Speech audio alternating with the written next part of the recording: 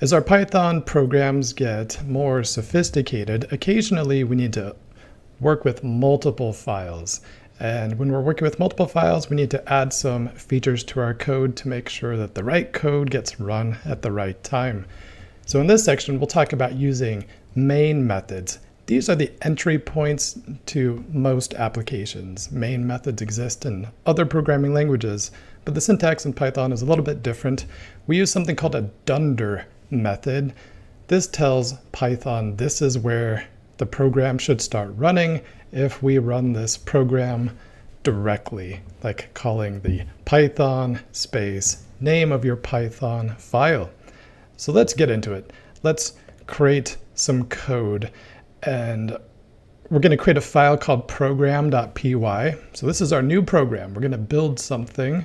So I'll go into Visual Studio Code and start this and name it program.py. So maybe this is something that I want to build, send to a friend, or I'm going to use it as part of a larger application. So let's define a function, def greet, which will accept name as an input to this function. And we're just going to print hello plus name.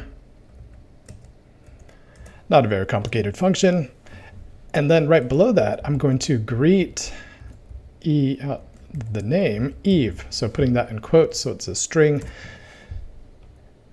So if this program is just running from top to bottom, the program will load the function, run the greet function. That's what we've done so far. So far, so good. Below that, I'm going to put our special code now. Here's where we use our Dunder method for double under. So if name underscore underscore, then we're going to do a comparison equals quote underscore underscore main underscore underscore. Put that colon there.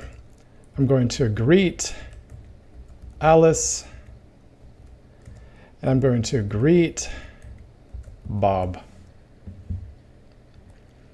And then I'll prompt for a new name. New name equals input, give me another name. And then I'll greet that new name. So if we look in this code, we can see that the greet function is being called 4 times. So I'm going to greet Eve, greet Alice, greet Bob, and greet the new name. Let's see how this actually works in practice, though. So I'm going to save this file, but I'm not going to run it just yet. I want to go to the command line interface. So how do I get there? I'm going to open up Windows Explorer. So I'll open up my folders. I put this file on my desktop in the Python directory. So I'm going to go to my desktop. That's Documents. Click Desktop. There's my Python directory. So I'll open that. And the easiest way to get here, using Windows 10, you can go to File, Open Windows PowerShell. In Windows 11, we can right-click, and there will be an option to open in the terminal. So because I'm here in Windows Server, which is very similar to Windows 10, I'm going to go to File, Open Windows PowerShell. And I can see that my working directory is C users administrator desktop Python. So that's good. I'll zoom this in a little bit. So if you just opened PowerShell directly, you can still get here just using the cd commands to cd desktop and then cd Python. However you get here, it works. So I'm going to run dir to show the files in the current directory, and I've got program.py. All right, so I will run program.py using Python space program.py. It says hello Eve, hello Alice, hello Bob, then give me another name, Jim. hello, Jim. Then my program exits. Fair enough. That seems to be what we were expecting because we called the greet function a total of 4 times. Fair enough. So what's so special? Why did we do all of that extra stuff? Well, in this same working directory, let's launch the Python interpreter. So I'll run Python. This will give me the interactive interpreter. Now in this current program that I'm running, I'm going to import, it's like bring in all of the code from program. I don't have to say program.py, just program's fine, Python, it'll figure it out. Then what happened? Okay, that's interesting. It just says, hello, Eve.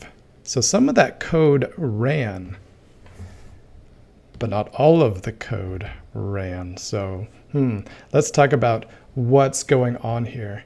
So when I just ran Python space program.py, Python started at the top, it defined my function, then it called the greet function, and then it evaluated, does name equal main? So because I used Python space program.py, Python said, yeah, name in this case does actually equal main, so we're going to run this code. However, in the interpreter, when I imported the program, it essentially ran all of this code. It defined the function, it called the greet function, but then when it got to this check, does name equal main? It said no, name does not equal main, so therefore I am not going to run the code in that block. It's a tool that can be helpful as our programs get more complex, because sometimes we want to run these programs independently, but sometimes we might use certain snippets of code from one file in another file. Like maybe I've got a different program that wants to use the greet function, but I don't necessarily want to run that as a standalone application. Lots of programs will have one file that has this main function, and there might be dozens of other Python files, and those might not have main functions because they're not meant to be used directly. Those Python files aren't meant to be launched directly, independently. So it's an interesting syntax. Python is unique in having these Dunder methods, but it's a way that we can organize our code.